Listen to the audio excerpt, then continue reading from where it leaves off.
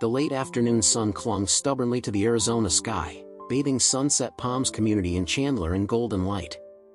Families were winding down at the neighborhood pool. The air smelled of sunscreen and faint chlorine, mixed with children's laughter.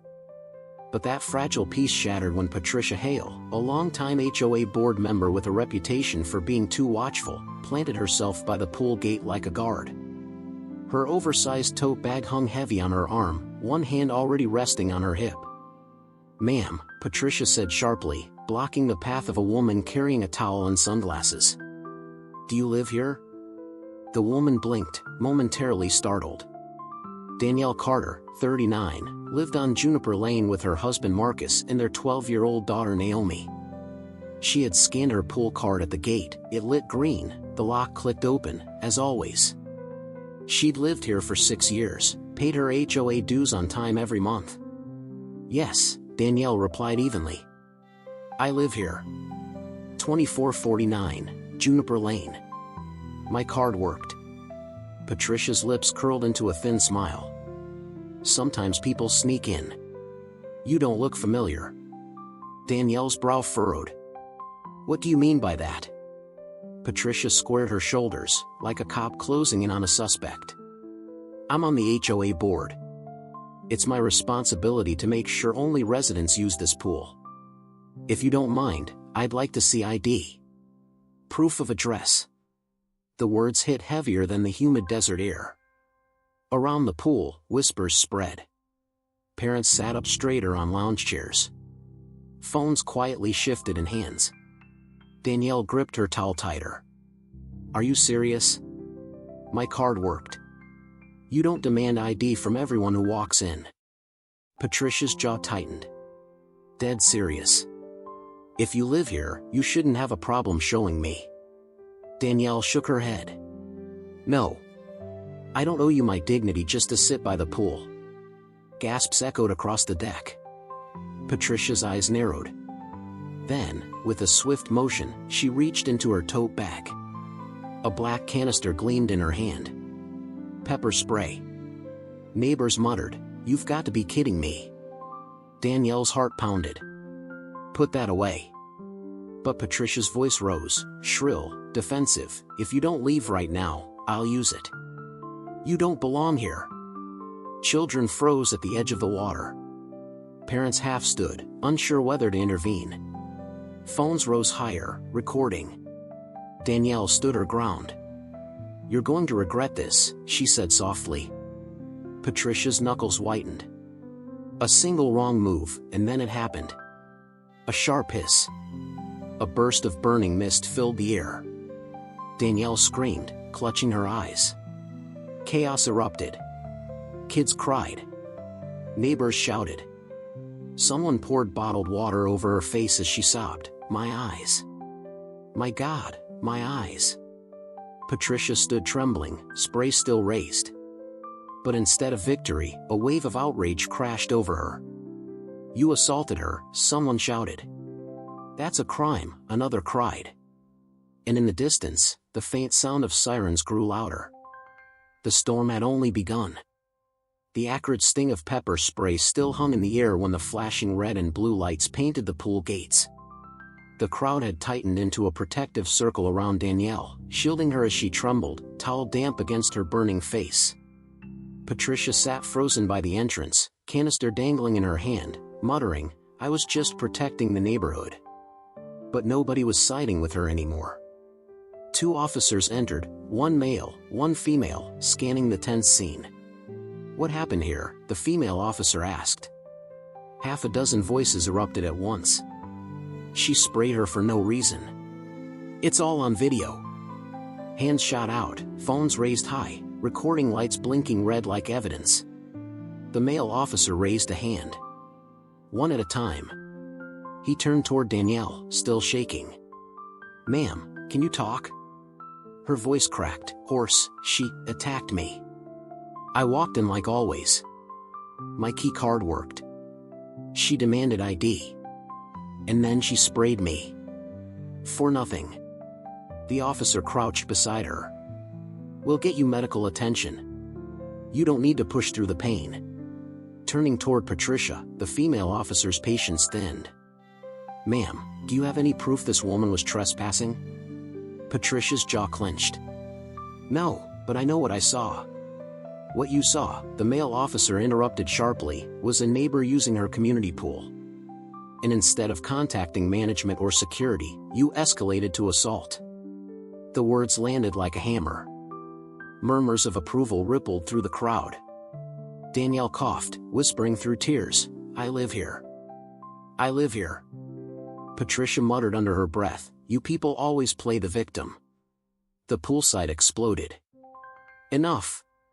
How dare you say that?" But before the chaos could spiral, the wail of sirens cut sharper. Paramedics rushed in. And just behind them, a figure appeared at the gate that shifted the entire mood of the crowd. Boots hit the concrete with heavy certainty. A tall black man in fatigues stepped through the gate, dust still clinging to his uniform. The patch on his chest read Carter. "Where is she?" his voice boomed. Heads turned. Instinctively, people parted as he strode forward. Danielle, lying back on a stretcher, lifted her head weakly. "Marcus." In seconds, he was at her side, crouching low, calloused hand brushing hers. "Baby, I'm here." "What happened?" "She sprayed me," Danielle whispered, voice raw. "Said I didn't belong." Marcus's jaw tightened. He rose slowly, eyes locked on Patricia. Each step he took carried the weight of a man who had survived real battlefields, yet now faced a different kind of enemy, right at home. Patricia lifted her chin, defensive. "I was doing my job. People sneak in all the time." Marcus's voice cut like steel, "You attacked my wife. In front of our neighbors. In our own community." Silence. Only the faint crackle of a police radio. The female officer stepped forward, cautious. "Sir, I understand you're upset, but..." Marcus didn't break eye contact with Patricia. "I'm not here to interfere. I'm here to make sure you understand what she just did. That's not an HOA dispute. That's assault." Patricia scoffed, "Assault? I was keeping this place safe." Marcus's voice dropped, low and chilling. "Safe from what? A mother with a towel? The only threat here is your arrogance." A murmur of agreement spread. One neighbor clapped softly. Another whispered, "About time someone said it." For the first time since walking in, Danielle felt the weight lift, because finally, it wasn't her alone defending her right to belong. A week later, the normally quiet HOA meeting looked like a town hall under siege. Rows of folding chairs overflowed with neighbors. Some brought their kids, insisting they witness history in their own community. At the oak table sat the board, except Patricia's seat, now empty. Gordon Mercer, the HOA president, cleared his throat. "We're here to discuss community concerns, including the incident at the pool." A man shot up from his chair, waving his phone. "Discuss what?" "We all saw it. That woman pepper sprayed Danielle for no reason. She needs to be removed permanently." Applause erupted. But another voice countered, "Patricia may have gone too far, but she wasn't entirely wrong. We do have trespassers. She was trying to enforce the rules." Boos and groans followed. A young mother shouted back, "Enforcing rules doesn't mean attacking your neighbors." Danielle sat quietly at first, Marcus beside her. Finally, she rose. Pulling off her sunglasses, the redness still marked her eyes. Gasps rippled. "I came to swim," Danielle began, voice steady but trembling at the edges. "My card worked. I live here. Yet Patricia decided I didn't belong. And when I refused to hand over my dignity, she decided pepper spray was the answer." She looked around. "If it had been you walking through that gate, would she have treated you the same?" The silence was louder than any applause. Marcus stood next, his voice resonant. "I fought overseas so families here could feel safe. My wife wasn't safe at her own pool. That's not a rules problem. That's a respect problem." Cheers erupted, shaking the room. Gordon tried to regain control. The board will deliberate Patricia's position. Not enough, someone shouted. Remove her now. The meeting devolved into chaos, but one thing was clear: Sunset Palms was no longer the same community it had been before that golden Saturday. Patricia struck back with a lawyer, Mitchell Crow, claiming she was the true victim, abandoned by the HOA, attacked by mob justice. On TV she insisted, "I'm not racist. I was protecting the neighborhood." Danielle nearly dropped the remote in disbelief. Victim? She calls herself the victim? Alicia Brooks, the Carter's attorney, shook her head. Classic deflection. But the evidence is undeniable. Video. Witnesses. Police reports. Still, Danielle couldn't sleep. Each night, she woke to the phantom hiss of the spray, the sting in her eyes. Marcus held her through it. "They remember more than your pain," he whispered. "They remember you standing tall." Even Naomi felt the weight. "A kid at school said you just wanted attention," she told her mom one afternoon, tears in her eyes. Danielle hugged her tightly. "I just wanted to swim." But Alicia pressed forward. "We can pursue civil action against the HOA. Not just Patricia. If we don't, they'll reduce this to one bad apple. But this is about accountability." Danielle hesitated, then nodded. Fear gave way to resolve. The courthouse buzzed with reporters. Signs waved, "Dignity is not optional. She lives here." Inside, the prosecution presented video evidence: Patricia spraying Danielle, Danielle screaming, children crying. The jury's faces hardened. On the stand, Danielle's voice broke, but her words were clear: "I don't owe anyone my dignity to sit by the pool." Marcus testified, his tone like steel: "I've faced enemies abroad, but never felt as helpless as seeing my wife attacked in our own neighborhood." When Patricia testified, she stumbled. "I was protecting the community. I didn't mean." The prosecutor pounced. "But you said, 'you people.' Did you not?" Gasps filled the courtroom. Patricia stammered, "I didn't mean it like that." But the damage was done. After only 2 hours of deliberation, the jury returned.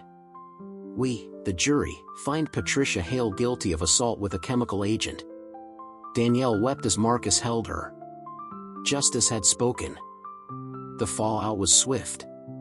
Gordon Mercer and 2 board members resigned. A special election brought new leaders, promising accountability and fairness.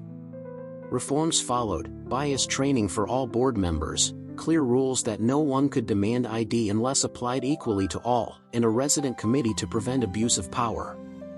Marcus volunteered, determined to make sure no one else endured what his wife had. Meanwhile, Patricia's house went dark. Rented signs appeared. Within weeks, a moving truck carried away her boxes. No one waved goodbye. And one golden Saturday, Danielle returned to the pool. Marcus and Naomi walked beside her. She hesitated at the gate, but this time, instead of suspicion, she was greeted with smiles and nods. "Glad to see you back," a neighbor said warmly. At the water's edge, Danielle exhaled. Naomi tugged her hand. "Come on, Mom." Danielle stepped in.